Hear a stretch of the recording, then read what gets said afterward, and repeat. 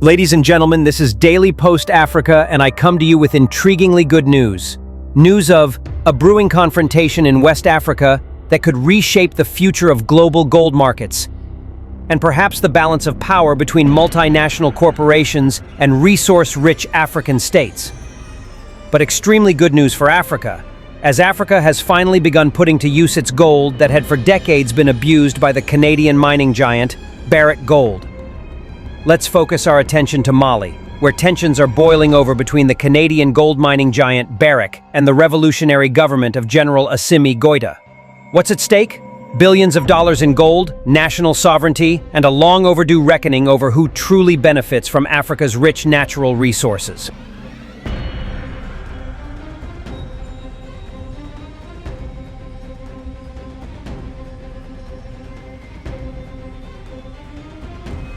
On Thursday morning, a brown and green, dotted military helicopter touched down at the Loulo-Gounkoto gold complex in western Mali. On board were security personnel and officials tasked with one mission: to retrieve gold, bullion worth tens of millions of dollars from the site's storeroom. 5 hours later, the helicopter lifted off with an estimated 1 ton of gold, valued at over $100 million. According to sources on the ground, the bullion was removed under the authority of a court-appointed provisional administrator. The objective? To sell the gold and finance the mine's operations. But there's a catch. Barrick still claims ownership of the mine and the gold. In a firm statement, the company declared any plan by the provisional administrator to restart operations or sell gold from the site would be not only illegitimate, but also ill-advised. What's going on here? Who's really in control? And why is this gold so critical? Let's rewind to January 2025.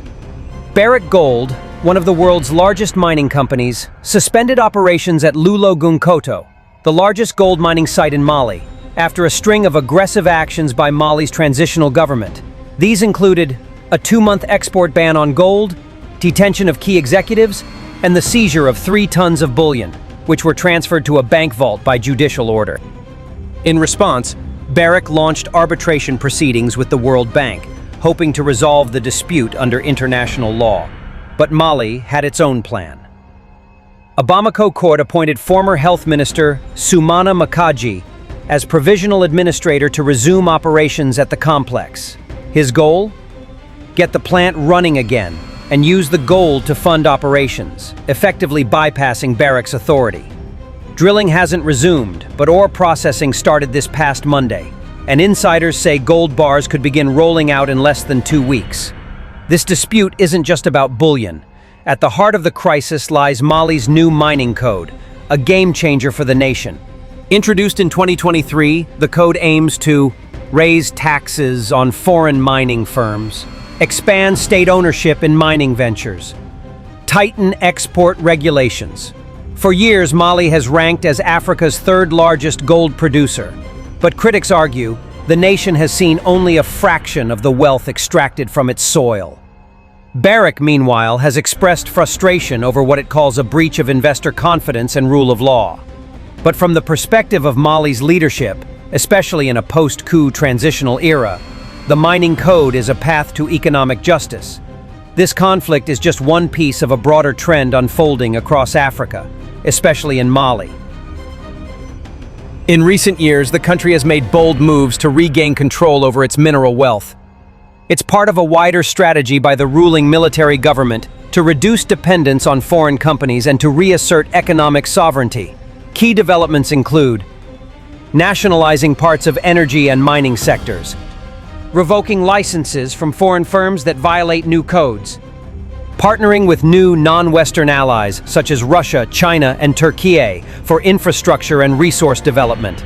Many analysts see Mali's actions as a response to decades of extraction without transformation, where gold, bauxite, and other resources leave the country, while poverty and underdevelopment remain entrenched. The government has presented this new approach as part of a resource renaissance, placing the needs of Malians above the profits of shareholders thousands of miles away. This is the revolution of the alliance of the Sahel states, taking back what has always rightfully belonged to them, Yet for decades they have been robbed and called names like poor, desperate, and disadvantaged. Captain Assimi Goïta and his revolutionary counterparts in Burkina Faso and Niger are not taking any chances. Rather, they are proving the world wrong, showing African puppet leaders that Africa is not poor, except it has poor leadership that mismanages the wealth of resources that the continent has had for as long as the world has existed. There is no doubt Mali is determined, just like Burkina Faso and Niger, to reclaim what belongs to them and use it for the good of their people. The question, however, remains, will other African puppets take a leaf from them and steer their countries to the right direction, or they will simply watch and say, so be it? Let's discuss in the comments section. Thank you for watching. Until we meet again. Long live Africa. Long live the Alliance of Sahel States. Long live Assimi Goïta.